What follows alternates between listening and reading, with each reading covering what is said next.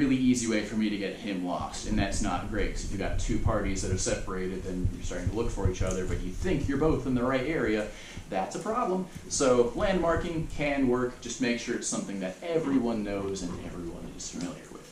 Personally, I've never eaten a creme brulee, so if someone said, I don't really know, but that is the creme brulee formation.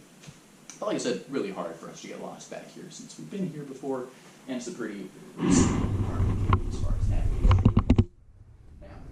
Next up, down here, this is going to be the Dry Lake Descent. It is the steeper of the two climbs. It's not as far, it's only about 8 feet down or so. But that's where we're going to be connecting our ASAPs to, just that way if you fall, you're not falling very far. So we'll be hooking you all up to, there's going to be an orange rope back there that your ASAP will connect to. You're going to feel some drag as the ASAP goes down the rope. That is perfectly normal. And there's another knotted hand rope for you to grab onto to lower yourself down. I'm going to go down first, and I'm going to kind of help y'all figure out where the footholds and handholds are. But if you're facing the climb this way, the left side is where all those footholds and handholds are, so there's a lot of those for you to grab onto. But we'll be here to help you if you need. We'll have y'all come down one at a time, but I'll be going down first.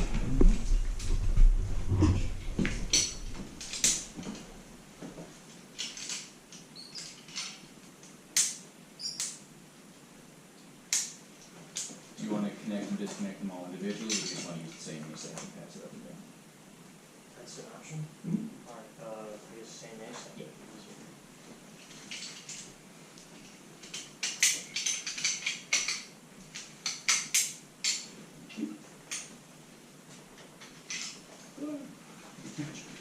One thing I don't like about the Gen 1s, they're able to drop them.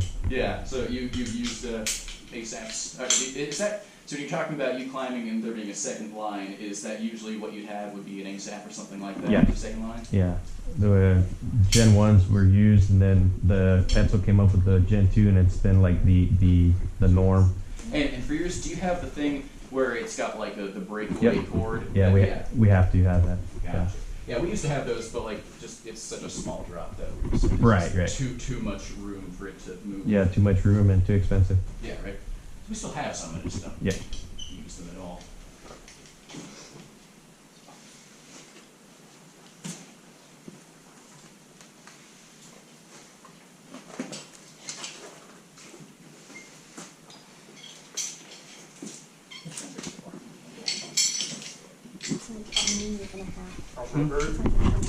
Alright, would like to go next? Go ahead. I'll take a picture of you guys going down. You go, Dad. Huh? Come in, Jimmy.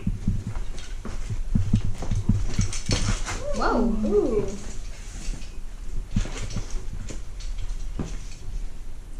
On rope? On rope. Only on here. Best thing is kind of, turn around, and you've got that knotted hand rope on the floor right by your feet. You can Right grab here. onto it. Okay. And now you're going to kind of stick towards the wall, got all these footholds. Mm-hmm. There you go. It's a big ledge beneath your left foot as well, by a couple feet. Yep.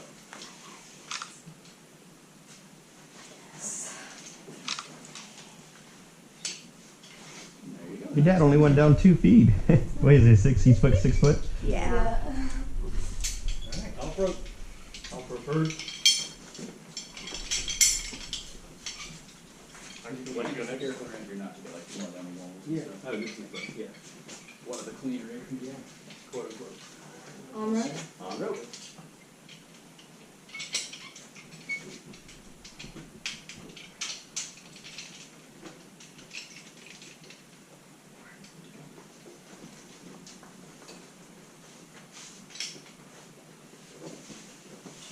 You want to kind of come to your right towards the wall, be a little easier for you. There you go. Nice job. Oh. Okay. Yeah. Hold on. Off rope. Off rope first. I mean, you're welcome, yeah. Okay. No, you said don't touch the wall here, okay? This. And don't move. Oh, on rope. On rope. It just takes like that.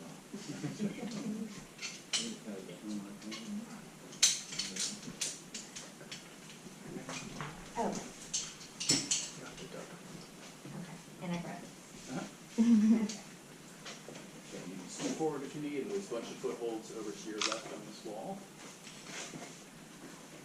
That's the heaviest person you brought. But, Um, should I put my feet on it? yes, ma'am, absolutely. I don't know the number off the top of my head. I don't know if anyone's. Have you ever had Broken somebody be like, 300. no, you're too deep? But don't touch this. You can, it's fine, you can touch it. Thing is though, because you gotta kind of jump through a lot of hoops to get on this tour, right? You know, they go through the descriptions of what it is. So by and large, people coming down here, they know what they're getting into. Oh, good. Ace, I've got her. So, we very rarely have that problem. Off-road? Yeah, well, no. Sorry. But, you'd be surprised that for our regular tour, walking one, would be way more problems with. Because, like, it's not crazy, but it is hiking, right? Like, it's gonna go up and down and up, like 18 stories, steep and wet and whatnot. And, you know, we tell everyone, On during the road. rules, on road, like, hey, you're walking down this far, distance-wise, consider and you get people who are like, I just had heart surgery. It was a great idea. Yeah. And, yeah, have issues, other things like that, but they just aren't physically able to do it. So, yeah, we have far more problems on the regular walking tour than this one. Yeah. You put your foot on the right side. There you go. Very graceful. You good? Yeah. You okay? All right. Yeah. You step down. So we used to just to slide down, but I guess you could just There you go. slide.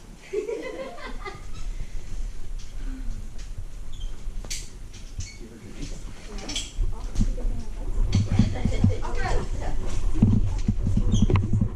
On rope.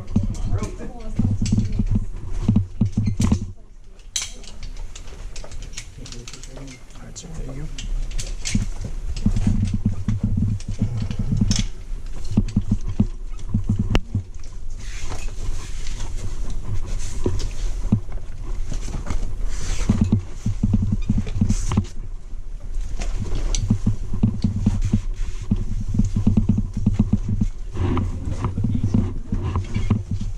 It's like you've done this before.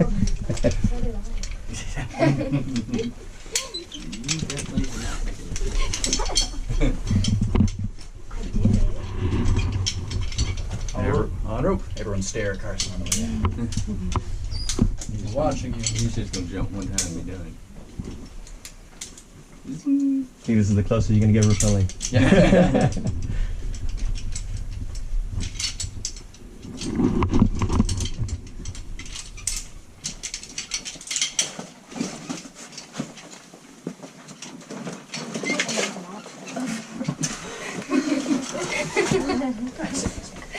Go. Alright, so welcome on down. This area is the dry lake. As the name implies, there used to be water down here, and sometimes there even is if it rains enough down here. You can see the difference in the texture. Yeah, we're below this line, it's all kind of white and sort of round looking, looks kind of like the clouds. Everything above it, though, has more of a sharp and jagged texture. So while that water sits up to here, that mineral calcite will start crystallizing on all the surfaces and sort of filling in all those gaps, which makes them look like that instead of that. So it's a good way you can tell where there has been water in the cavern before. Thank you.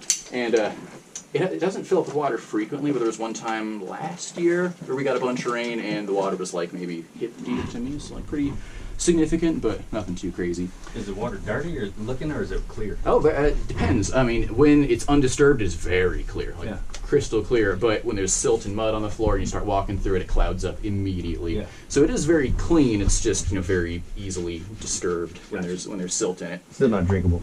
I mean, so it is what you would consider hard You water. would? So calcium carbonate dissolved in water is hard water, so it makes limescale in your house Right. and whatnot. You can drink it short term. It's just that if it was your only water source, you would get kidney stones. So it's not ideal, but in a pinch, it's no problem. Yeah. And there's a little bit of a crawlway here. You're just gonna have to kind of duck down. We call it the bear crawl. Nothing too crazy. Just watch your head. Now your arteries get clogged. Calcium. Oh yeah? Yeah. Yeah, don't touch the walls.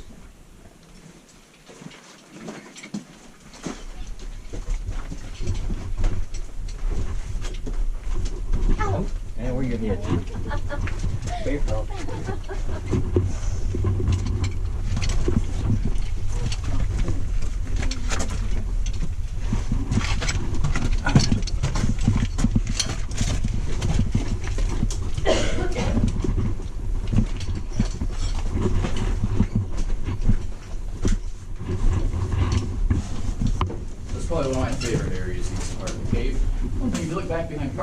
you'll notice this whole big wall of limestone coming down. So just like a frozen waterfall, so you can Yeah, tell the wow. water was flowing down for long periods of time and leaving those minerals behind until it eventually dried up to more like what it is today. You also notice that over by me, we have a lot of texture on the walls. We have these sort of blades of rock that are all jutting out here at the same angle. So they're all coming at the same angle, and they're all relatively evenly spaced. What these are, they're called boxwork. Now, boxwork is a pretty rare kind of cavern formation, and it happens in here because at one point the wall used to be further out here before it got weathered away. So these were cracks or fractures that were in the wall that all got filled up with that mineral calcite, and so they all sort of filled in. But when the wall started getting weathered away, this calcite was tougher than the rest of the limestone, so while the rock got weathered away, these blades of calcite were still sticking out and haven't weathered away yet. But you can see that they are very thin and very delicate. So, eventually they will weather in the future. Just be careful not to break them here. But this is a pretty rare formation to see in such large quantities and them being as large as they are here, which is pretty cool. And that's where we get the name for this little room called the Boxwork Canyon. Now, feel free to definitely get a look as we go. We're going to go a little farther back to see the end of St. Mary's Hall, where there's not really a way to get further. So when you're all ready, you can follow me this way a little bit.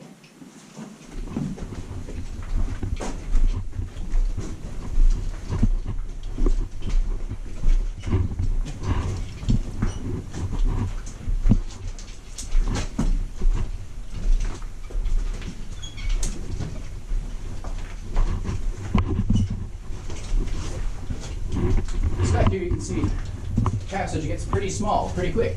There is a passageway though. I'll let y'all kind of walk in here and look up so that way you can see where the passage does continue. It goes up by about 10 or so feet, it goes sideways and then down another 10 feet and then further until it eventually stops. This is a very tough area of the cave. Only one person's been dumb enough to go all the way through and get out.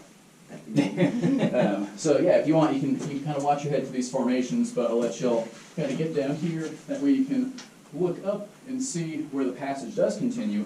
It's the kind of small where you can't wear a helmet through there because your helmet is too big, and there's some areas where you have to exhale all the way to get all of your air out of your lungs to make your chest smaller.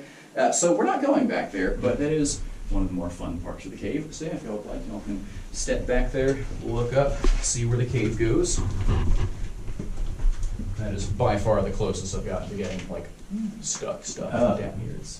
You get stuck, that's not good. Yeah, right. Especially because on some caving trips, they'll send me first because I'm the smallest to go see, hey, is it worth it to go down this passageway? But if I'm the only one that can fit, then you can be real careful to not get stuck or get hurt because. Well, who's gonna come get me, right? We can send Layla. We'll train her up. So we've got to get more kids so that they can fit in small spaces.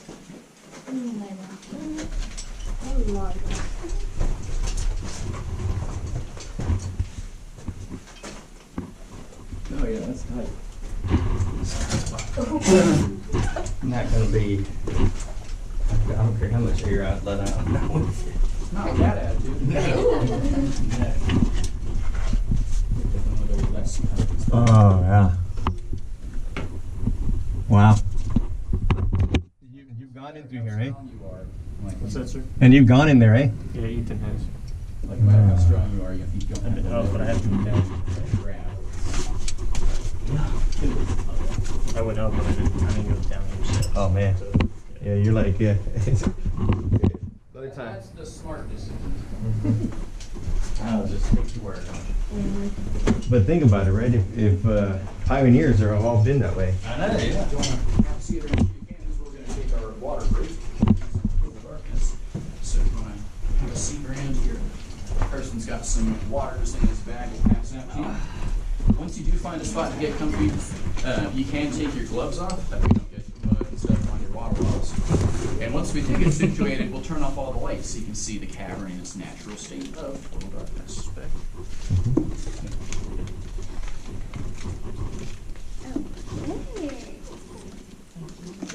Thank you very much. Bigger one?